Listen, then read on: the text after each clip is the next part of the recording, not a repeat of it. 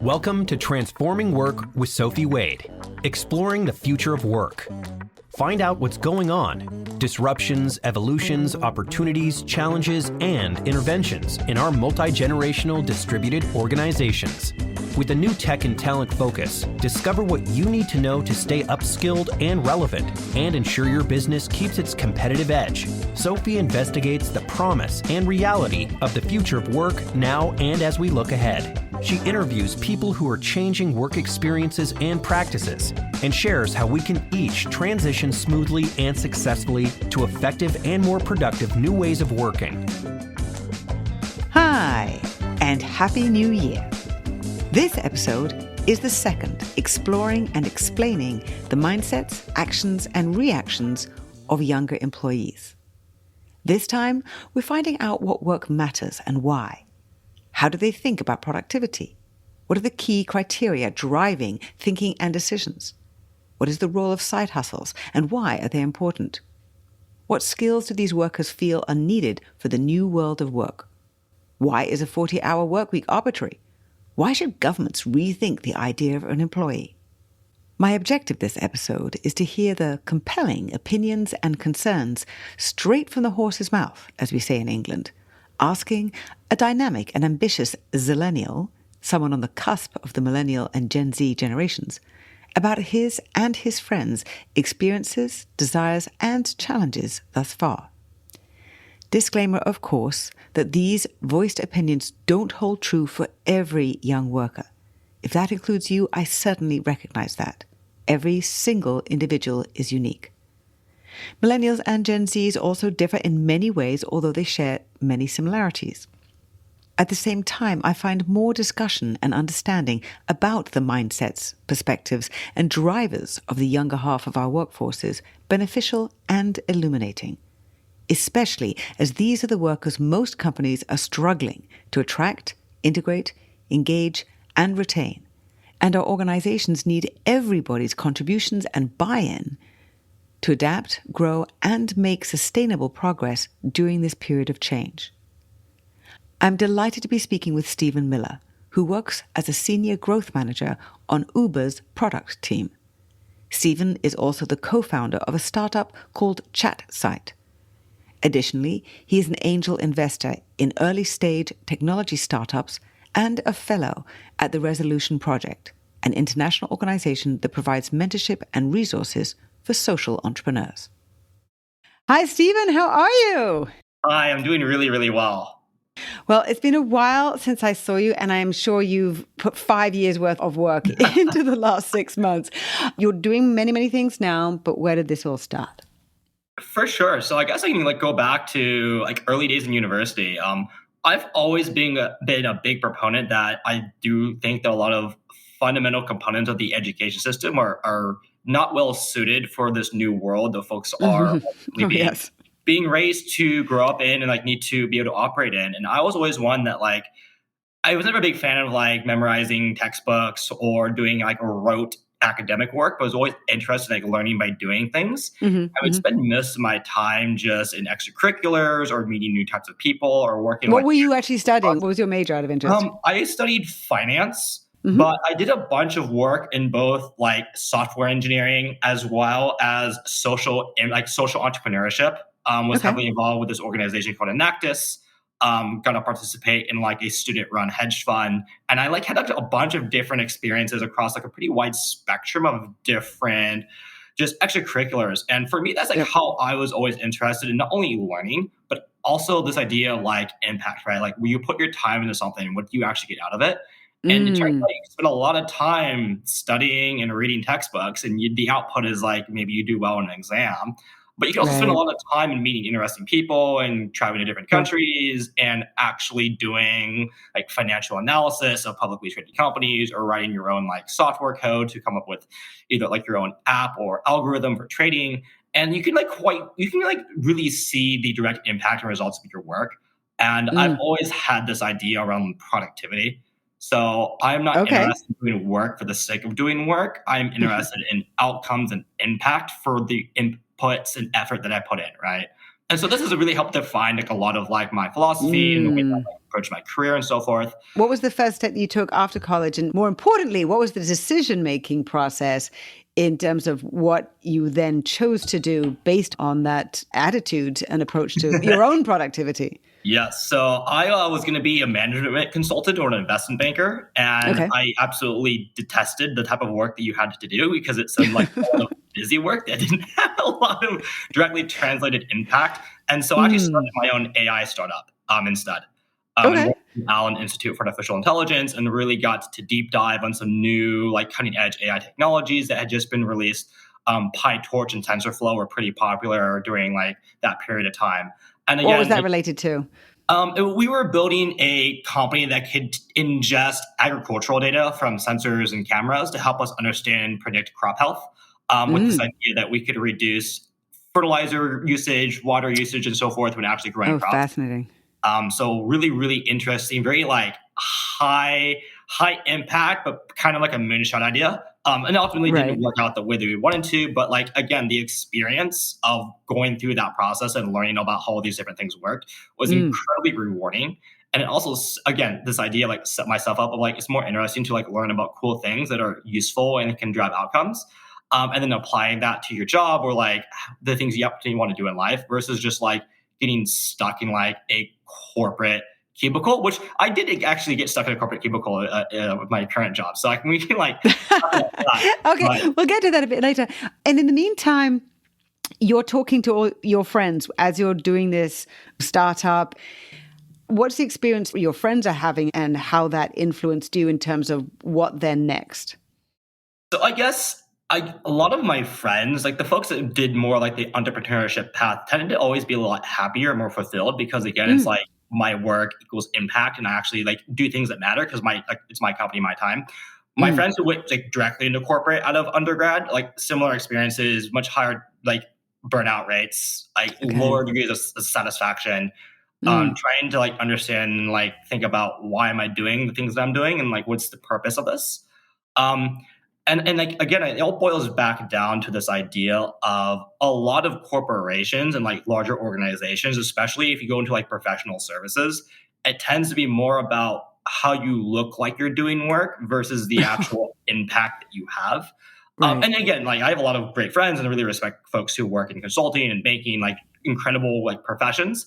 But I do see this trend of more folks trying to really understand why they have to do those types of things, especially in those types of fields, and especially if you're like young and ambitious out of school. I think this is one of the reasons why a lot of folks went into like software engineering or went and worked in their own startups, because they really wanted to be able to say, hey, you know, this is the time, the effort I put in. I built this thing, and this thing actually works. It solves a problem, and I can actually get users' feedback and understand my impact, right?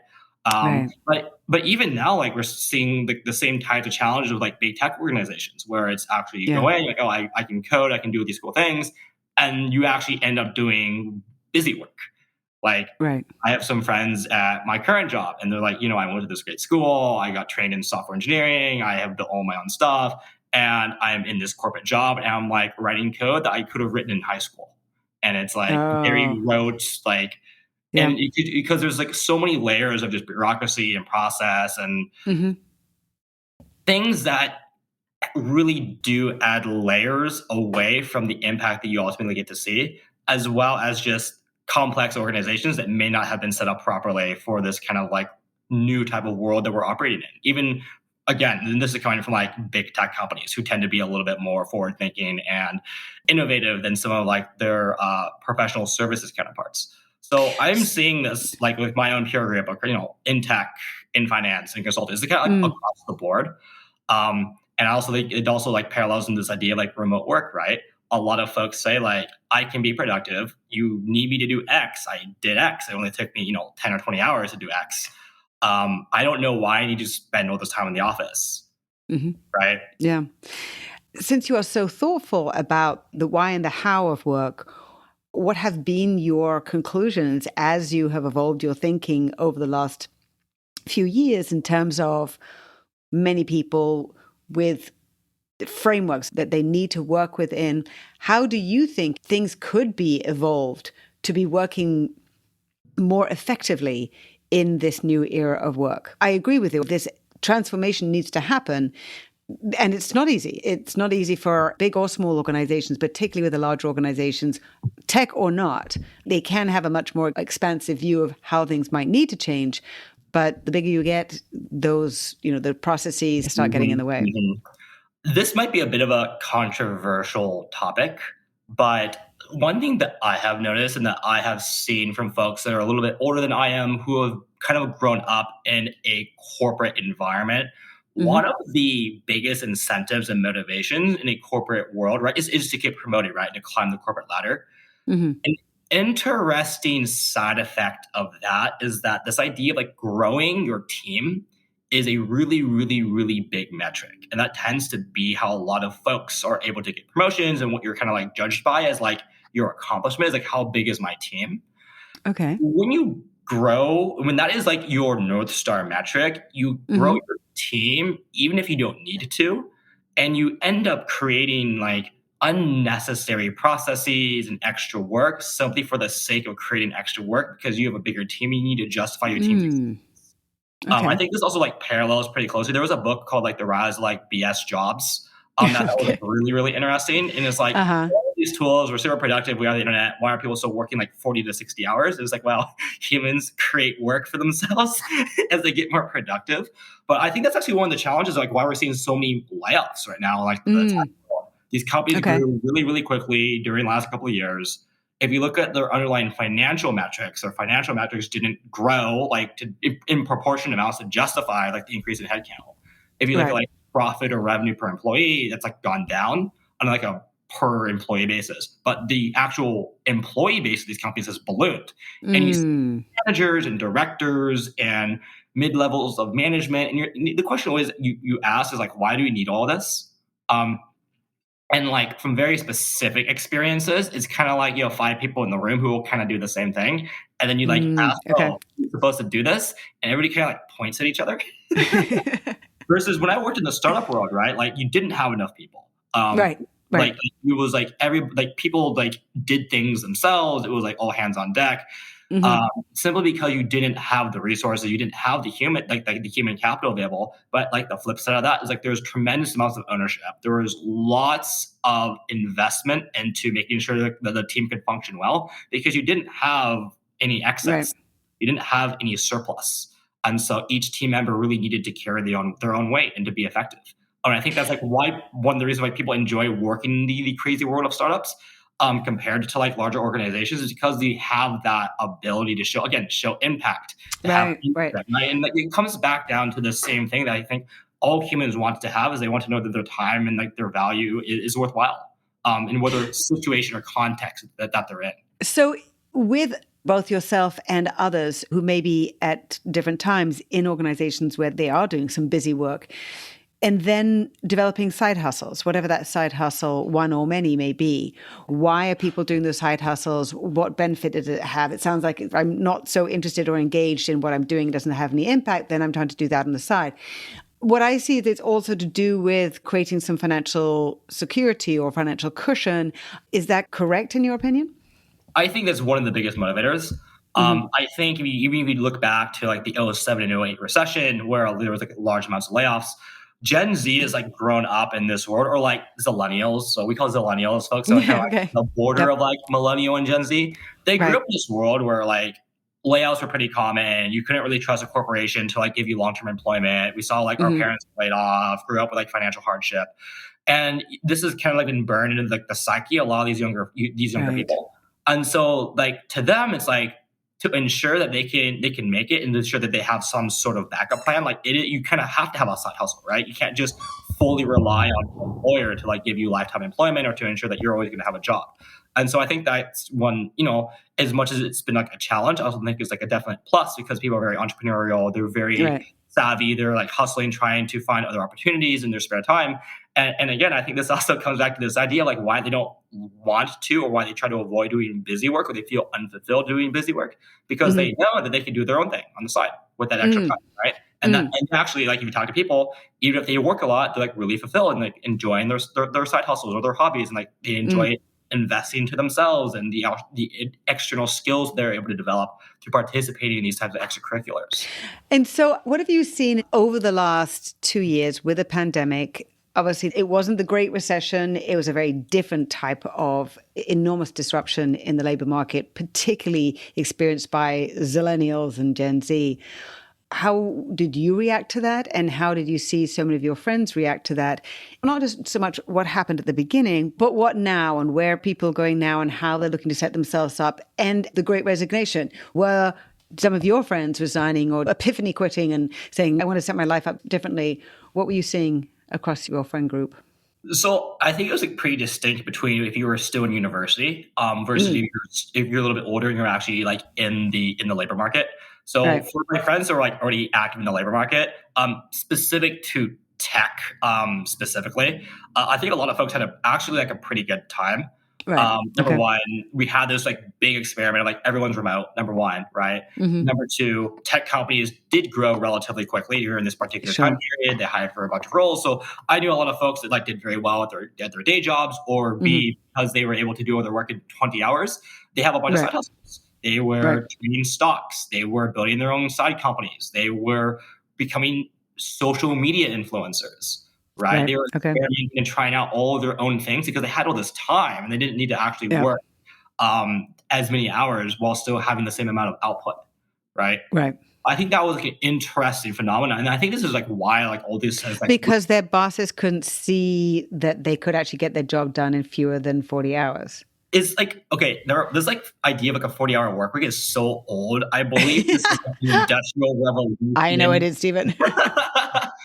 But explain what you mean by that. Sorry, I didn't mean to interrupt you with laughing, but yeah, we've talked about this before, and you've also said what you think about having to be held to working as many as 40 hours. And it's clear to me how incredibly productive you are in however many hours. Share your opinion about the 40-hour work week and what that means and what it shouldn't mean. Again, my point of view is that the 40 hours is kind of arbitrary. It was defined in a very different world, with a very different context. In the world that we live in now, it's like a very knowledge-driven, ultimately much more output-focused economy. And especially with the rise of technology companies and software engineering and the internet, the ability to actually exchange and share information and to collaborate and to get stuff done is exponentially increased. One example, and this is like all of my friends who are software engineers, is like, hey, look, we need to like write this code to build this thing to do X, right? Nobody actually knows how long it takes to do X because that's kind of one of the challenges and like the creative element of engineering is like, hey, look, like we can go solve this problem. It's like pretty creative. We don't actually like can estimate like super high fidelity, like how long it's going to take. And so you do have very talented engineers that are very creative, like, oh, I know how to solve that problem. And so they go and solve it, and it takes them only maybe 10 to 20 hours, right? And I think that's one of like the beauty of like engineering is, and again, these like knowledge-driven types of job positions, the type of work is actually very creative. And if you ever study creatives, like you can't force an artist to like make the art, right? You can't force a video producer to make a film. It happens as part of like a creative process. And I think the challenges that we're seeing, and this is going to like dovetail in like some of the innovations in AI, as we see more innovations in AI that are very, very good at like more rote tasks and process-oriented items that have like relatively low creative requirements, the actual value that you bring to the world is your creativity. And by nature, creativity is a process that you can't really time box. It's very hard to we need to be a much more like high output creative, or we need you to work 40 hours to have this. So that tends to not be how creative work is done. Creative work tends to be like, it comes and it goes, but you focus on, hey, we had this big breakthrough, this massive amount of output was created. And I really do think that in knowledge-focused like positions, people need to think about that context of like our work is actually very creative. And not around this idea of, hey, 40 hours a week, Monday through Friday, you need to sit in the office these hours of the day. Like, I know folks that are like they're the most creative in the middle of the night, or like they're really creative when they're not in the office and they're like at home, and they actually have really, really high levels of productivity. So I think people need to have that context and that nuance around what is the type of work that we're actually doing. Is this work a little bit more like process? Is it a little bit more rote? Is it a little bit more like standardizable? Versus is this like much more like highly creative work? And I think people tend to be I think people are challenged, especially large organizations are challenged to actually identify and segment those two different types of work effectively.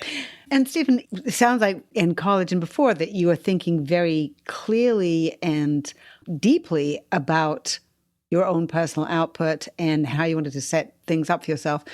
But for other people who might have taken jobs which weren't as satisfying to them, were they part of the people who were moving on from particular jobs over the last 18 months or more, saying, I want to do something different, I want to set myself up in a different way? And if they were, what were the key drivers? Was it a bad boss or the culture or the work wasn't interesting enough or what? I think number one, again, with this whole like remote work into non-remote work that we've had relatively recently, I think it's the contrasts are pretty stark around, wow, like I actually recognize how productive I actually can be. And now I'm being forced by my boss, my organization to come back. Like I don't want to have that type of constraints in my life. Number two, I think the world went from like boom to bust relatively quickly.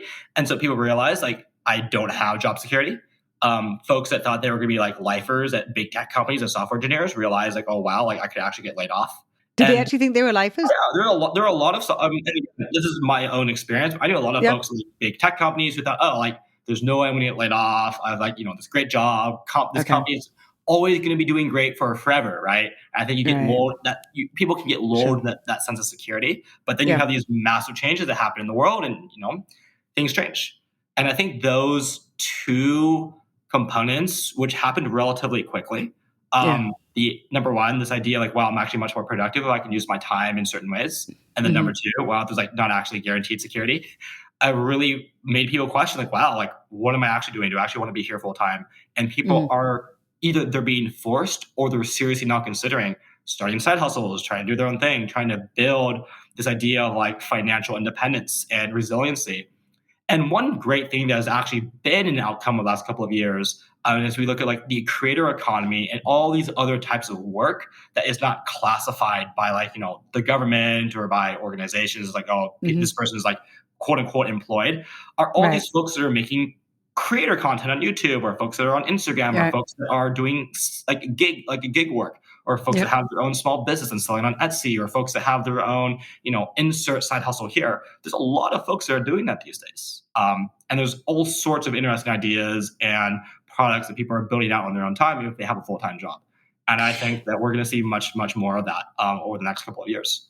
For sure. And I do hear quite a number of CEOs saying, who have more traditional perspectives, let's say, who do think that once the recession comes, which is still not absolutely definitive, but they say, you'll see the power change and you'll see attitudes change when people can't get jobs as easily.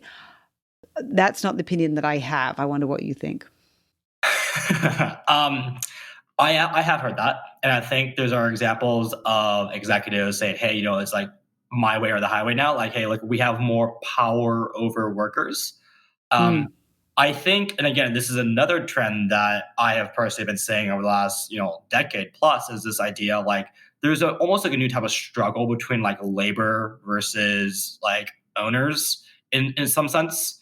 And at the end of the day, like labor says like we want certain things. We don't think this might be the best way to run this business, run this government, et cetera.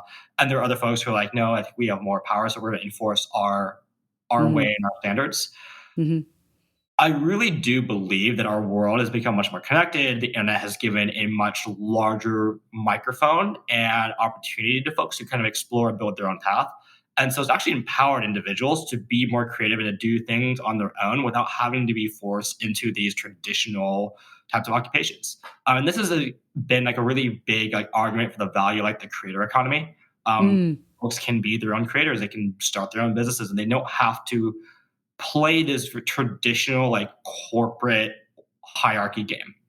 And I do think like there's some level of folks might be underestimating how much power they actually do have and not realizing how much freedom and flexibility folks actually have to go and kind of do their own thing. And so it's going to be very, very interesting around like next couple of years, like whether or not we have a recession, as we balance this whole return to office or like hybrid or like remote work models, and as well as just like people's general willingness to go and work for like a large employer. I'm very, very curious to see how all that pans out over the next couple of years. Mm-hmm. I think one thing we can guarantee is it's going to be messy. I anticipated there would be an incredible amount of tension between employers and employees over this fall, and that has certainly been the case and continues. And I think if we go in the US into recession, I think that will continue, and I think there will be some surprises because I think there's some struggle in terms of rebalancing the social contract, which is a lot of what we're talking about here. And that tension, that sort of rebalancing, I think it's not something that happens easily, particularly when the unbalancing or the disequilibrium happened a long time ago.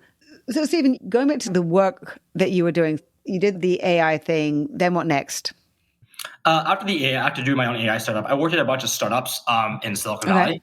And then I had the opportunity to go and work at Instacart when it was like still relatively small. And then the company obviously blew up during the pandemic. I was like the first all remote cohort. So I was part of the batch of employees that had a fully remote onboarding experience. And so I got to see How did that go? It was very messy because like nobody knew what was doing, but it also provided like this like really great contrast of wow, like what does a fully remote world look like, and what did it look like when no one knew how it looked, right? So you had all this stuff to figure out. There had all these challenges that you had to overcome. But there were actually fully remote companies before that, just so you know, there really were, which were also successful. Yeah, I was like not familiar with fully remote companies when I was like still in my early 20s and like navigating Silicon Valley. So what did you learn? Your onboarding, new to organization, you have managers who have no clue about how to manage you or properly onboard you because nobody did. I mean, very few people did at that point. Yes. So what did that teach you in terms of work, in terms of being productive in that kind of situation, because you are so thoughtful about productivity? I think number one, you have to be able to kind of be scrappy and to deal with ambiguity and chaos. I think, and again, not just like working in it was a startup, number one. It was like a startup during this crazy pandemic. So it was just like double crazy. But number two, and I know that we talked about this in it actually really, really highlights the type of skills that become incredibly much more important around like written communication and like organization. Because you don't have the ability to like tap someone on the shoulder, like ask, oh, hey, like, you know, what's going on? Or can you explain this or so forth? So being very, very good at articulating your thoughts, your ideas, and what you're trying to do is really, really important because other people are going to need to read it. And if they read it and they don't understand it, they're gonna like ping you or Slack you or like ask you to explain it. Versus if they read it and understand it the first time, you know, that saved you that like incremental work. And then number two, because everyone's remote and you don't have the ability to like quickly sync in the office, people are always looking to understand what is going on, what's the progress of X, where is this particular project at, what's being blocked, what's the situation here. And if you're not organized, no one has the ability to find that information. And so you spend a lot of time like back and forth and getting pings or requests and trying to like answer all these different people's kind of like inbounds versus if you were organized, you had everything kind of like set up at the point. And again, I was not that well organized when I first joined this. And I was like, I got to like see this chaos firsthand. It's much easier to direct everybody to those documents and people are like, oh, okay, that makes sense. This is like organized. This is right. To be fair to everybody who went through all of that chaos, one, executive function skills are not taught in school. Two, the how of work has not previously been thoughtfully designed, particularly for that type of disrupted situation, but we haven't really thought it through. And so when a lot of the handoffs and the processes changed because of technology, the clarifications you're talking about had to be really elevated and continues to need to be. And I think that's something which is still a work in progress, put it that way. 100%. I think this is also where you get into kind of like this dilemma around there is data to suggest like all remote work may not be actually the best. But you have this nuance around, you have people who are not well trained to do remote work effectively, right? So the how of the work and the skills required to do this work are different than where they were, 10 years ago. The folks that figured out how this game is played and like how to be effective at remote work are like really, really productive. And they're the ones like, I don't want to go back to the office. Like I'm very productive in my current situation. The people who were not able to figure out the right skills or to like train themselves or like understand like what they needed to focus on to be effective, it can be much more challenging because you do add this like incremental overhead of communication friction and organizational friction and collaboration friction. True, but the reality is everybody needs to have a manager who actually clarifies exactly what needs to be done, has worked out all the different details without micromanaging, but just being very clear about it. And the clearer they are, the more they actually manage or they clarify their way out of a job. Yep. And I think when people are in the office together, it's easy to fill in for the vagary that has been actually characteristic of work in the past. Yep. When we're now working in a way that can be so much more effective, managers definitely need training, and then they can help people who need a little bit more nudging or organization. And then you moved on from Instacart? Is that when you went from there to Uber? And if so, why? I went from a startup to a big tech company. And why did you make that move? It was interesting, at least at first. Uber, during the pandemic, their entire rides division had more or less like almost went to zero. And so I got hired onto the ride side to actually help rebuild that organization and like rebuild that business line. Okay. From what kind of perspective? From a product perspective. Okay. So I was like on like the rides growth team initially. Because they believed it needed to be done differently coming out of the pandemic? They had like laid off a bunch of people. And so they just needed money to like actually scale up the business again. Okay. So that was interesting to see like how a large company goes back kind of like from 0 to 1 again and like rebuild like a business line. And then I did another internal transfer, and now I work on like Uber's internal grocery team because of my experience at Instacart. So and because Uber is global now, so like look at what does that business lens look like through like a global multinational perspective.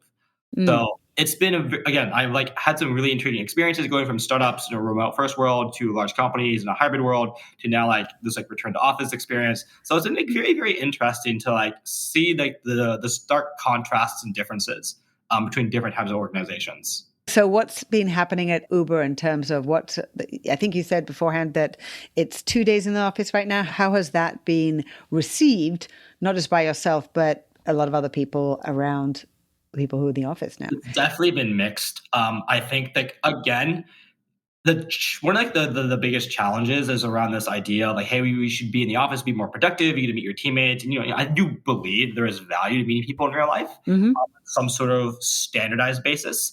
The implementation of that particular component can be frustrating at times because the actual office is just not well set up to support everybody all at once. Oh, right. Yeah. Right. So I think that's where a lot of the friction comes is like in theory, I think a lot of people are like, oh yes, like I would like to go to like this nice office and see my coworkers, a couple times a month. Right. They having required mandatory days of everyone on the same day being back in the office creates friction because of just are there enough spaces in the parking lot and that kind of stuff, right? Do you see movement in that? A lot of discussion about how should we do this better? Do you sense that there's a longer term plan? Like we need to keep this flexibility in there. We just have to work out what the right formula is. Yes. To Uber's credit, I do believe them to be like very empathetic about the current condition and like to be forward thinking. So again, this has only been enacted for at least like, I think like it started in October or all right. So it's only been happening for a couple of months. And so it's going to, Uber is a large organization. They're like in like 50 different countries. So it's going to take them a little bit of time to ultimately work through a lot of these hiccups. But I do like seeing my coworkers in the office, right? Like I do enjoy having FaceTime and being able to like not be on Zoom and being able to like ask like questions that like instead of having to Slack them. So there are definitely positives to this. I think the biggest challenge is around implementation, and then this idea of like mandatory enforcement. So we'll see ultimately how this pans out over the next couple of years. So I have to ask you one very specific Uber question, which is in terms of where things are with Uber and some of the potential reclassification of workers as employees, obviously not somebody like yourself, but somebody who's driving. There's been this proposition of the independent worker, which is in between a 1099 and a W-2, which I thought was very powerful and very exciting idea, which was vetted by many, many different people and organizations. What's your sense of where this will go? It's obviously very tough in California.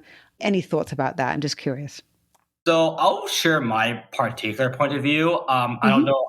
I don't know that much about like Uber's specific stance here, and also I don't know if I am allowed to like disclose any of that. But I can share my own point of view on the matter.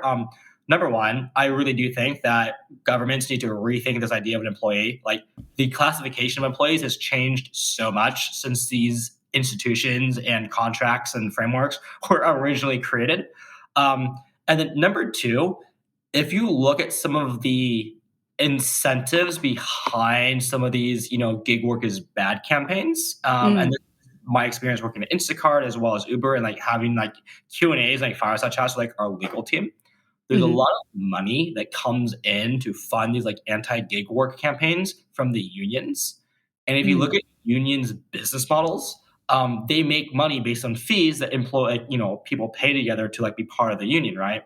And if there's fewer and fewer employees and more gig workers, unions have less and less power. And unions are a pretty large political powerhouse in the United States, right? So they do tend to hold a lot of weight in conversations around labor and employment and so forth. But you can start to see where some of the incentives might not be fully aligned to actually push for new types of classifications of workers. And so that was like an interesting point that was brought up in some of these like fireside chats that we had. Folks really tried to balance this view, but hey, look at like, what is the nuance of this conversation? How are we treating workers? Why do workers want this type of flexibility? And why are these conversations so heated in one way or the other? So I really appreciated them trying to give us like a very nuanced and balanced view for both parties, because I really do think that there are better ways to think about work classification where we can actually give gig workers better benefits. And this is something that both Uber and Instacart brought up. Like, we actually do want to give workers, or they call them earners, better benefits, because we have the data to show that like better benefits and better pay ultimately increase long-term engagement and productivity of individuals. And they're also like generally happier and like better participants in the ecosystem. But from certain types of legal reasons, and don't quote me on this, I am not an employment lawyer, there have been challenges of actually giving out these types of benefits and better benefits and better types of components to gig workers because of what classification they were in. And so that has been an area of a lot of friction, I know, between governments, unions, and like gig employers like Uber and Instacart, because of some of these just old school classification models for different types of employees.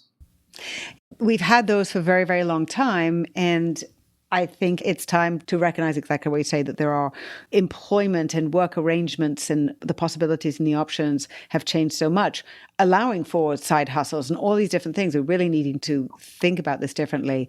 And that's just one aspect of it. I believe that you have some side hustles going on, which are to do with AI development. What are some of the most exciting developments that you see, some of them near term in terms of being able to roll out into the marketplace, and other ones that may be further away? I think there's been a lot of hype and chatter recently about ChatGPT. It's on every social media. It's on TikTok and Instagram and Facebook. I've seen some crazy poems, which were... Yes. It's a very interesting technology. I mean, we've definitely experimented with ourselves, like kind of like internally for some of like the side project we've worked on.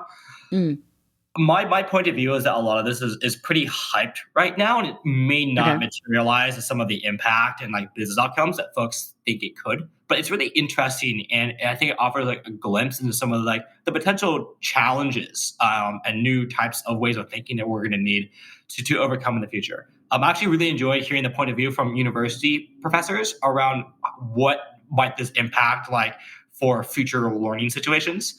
And a lot of them called out that, like, number one, like the actual analysis of some of these like GPT essays that were written are relatively shallow. They're kind of like, C-, maybe B- papers, right? So the actual like deep analytical rigor of these algorithms is still pretty shallow. And again, if you think about like the future work is probably very creative, very analytical. I do think analytical ability and creative actually go hand in hand. Algorithms are not very creative. They're not able to go second, third, fourth degree into a particular topic. But at the same time, like you can rapidly create all this kind of like mediocre content. It's like sound by human, right? It's interesting. And it's also like very thought provoking. for some more like well-known, like standardized, like leak code problems or like math SAT problems, the algorithms are actually like pretty good at solving those because like the outcome is kind of known. It's like kind of like a known binary outcome. And of course, that information is on the internet. And so these algorithms are actually pretty good at solving and explaining, those solutions. And I think I think this is a great example around why the future is the type of work that's going to be really important and the type of skills that are going to be really important. And high levels of creative autonomy, the ability to have the ability to come up with multiple different ideas and approaches of solving certain types of problems. And then analytical rigor of, do you understand the underlying mechanisms of why something is the way that it is? And can you think about potential implications of that in different contexts, in different scenarios, right? So I think those two particular skills are becoming incredibly valuable as AI gets better at doing some of this more rote, standardized tasks that ultimately frees up our time to do more critical thinking, analytical, creative work. When we think about things on a skills basis, we're going to the skills economy. As technology speeds everything up, it's much less about the job title, but the skills that we need to develop and grow and keep adding to our skill sets. And as we meander our careers in different ways, you've talked to me before about the critical skills that you see people needing to be taught in middle school or high school, coming into college, because of the problems that we are facing now in the world. A few last thoughts about that. So I think we look around the world today, right? I think the issue in Europe has really shown the challenges that countries face around energy independence. And as we talk about energy independence, the question then comes around about like climate change and this push to renewables. I think we think about the world around how a political and unfortunate situation in Europe has resulted in food shortages in parts of the world. I think during the pandemic, we saw what happens when a pathogen spreads among humans at a rate where we didn't have readily available vaccines. And to be very, very to highlight this, the work that the folks did, it's not Pfizer, but it was like the company that came up with the mRNA vaccine. I'm blanking on the name right now. Moderna and Pfizer both had mRNA. I believe it was Moderna, though. If you look through it's like the warp trial, like the Star Wars project or whatever, to like expedite that vaccine, we were able to create a vaccine using a novel technology that had never been implemented before in a record time. And I think that's an incredible testament to just the quality and the empathy of some of our leading researchers and scientists to actually have those breakthroughs. But if you think about the future, right, as we face more challenges like this, we're going to need those types of people to be able to be equipped with the tools, the critical thinking abilities, as well as, the ultimate pipeline of like future talent to go and solve those future problems. I believe the PhDs and the scientists who solve this were like in their 30s or 40s, right? So doing to prepare the next generation of folks who are now in their teens or their early 20s to be set up and to find and cultivate those types of individuals to solve those challenges that we face 10, 20, 30 years from now. And I think there's been a lot of conversations around, is the current university system adequately teaching enough individuals those types of skills so that we have that type of like highly trained, creative, analytical workforce in the future? And I think there's some major concerns that, we may not be doing as good of a job as we should be. And that sets us up to have some challenges in the future around simply not having enough engineers and scientists and builders to actually go and confront some of these like really, really, really big, potentially existential challenges around climate change, food insecurity, energy insecurity, and so forth. Stephen, it's such a delight speaking to you, and you are incredibly thoughtful I will say, at a young age, looking at the big picture and going deep and broad. If listeners who are thinking about work and the workplace and how the younger folks in their organizations and Zillennials and Millennials are thinking about work and the careers that are ahead of them, do you have any thoughts just to share that could be useful or interesting to be wondering about or thinking about or working out for themselves? I'll give like one more like philosophical advice, and then give more like tactical advice. Something about me is just this idea of just like being intrinsically curious about how the world works, and it could be anything, right? It could be why does antibiotics kill bacteria and help solve pathogens, right? How does that mechanism work? How are we able to build skyscrapers that are 100 stories tall and they're able to stand up against earthquakes? How do planes fly? Like, how the hell do we fly across these Boeing 737s around the world? How does Facebook work? How does this like piece of technology work where we can interact and meet people online and engage with them? How does the stock market work? Like, why do stocks go up and down? Like, how do people think about these valuations? Being intrinsically curious about all different aspects of the world across a wide variety of disciplines is something I've always have just had that curiosity, and I've always been curious about reading and talking to people who are experts in a particular area. It's kind of just like a way to constantly feed that curiosity engine. It ends up helping you be very, very good at thinking about things. It develops critical thinking, to be analytical, and the ability to come up with lots of different potential ideas for a particular solution because you've looked at and have like tried to think deeply about various different types of topics that may be different from each other. But that type of just like curiosity to understand how the world works is probably like the biggest kind of like meta philosophical advice that I would always have for people. And then like a little bit more tactically, I think the world it's changing at a very, very, very fast pace right now. There's a lot of unknowns. There's a lot of uncertainties. I would personally be pretty invested trying to figure out how to build my own side business or side hustle, whether you're a marketer and run your own agency, or you want to be an influencer, you want to be a creator, and you want to create content. Being very creative around how you spend your time building up that side business. And at the same time, there is a certain amount of this is just sound like almost like what's the word? Like counterintuitive to some of the things I've already said, but there's some level of security of actually having a 9-to-5 job. Right. So I know I talked quite a bit about having your own business and how like traditional jobs can be challenging. That type of security for folks that thought that was going to be their one thing for the rest of their life has kind of gone away.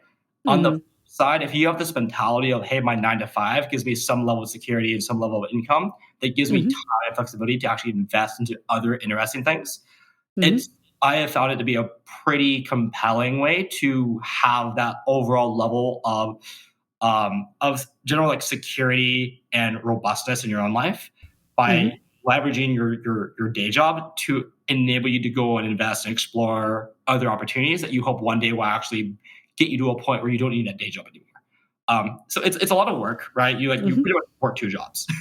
It's like straight up. It is work. Yeah.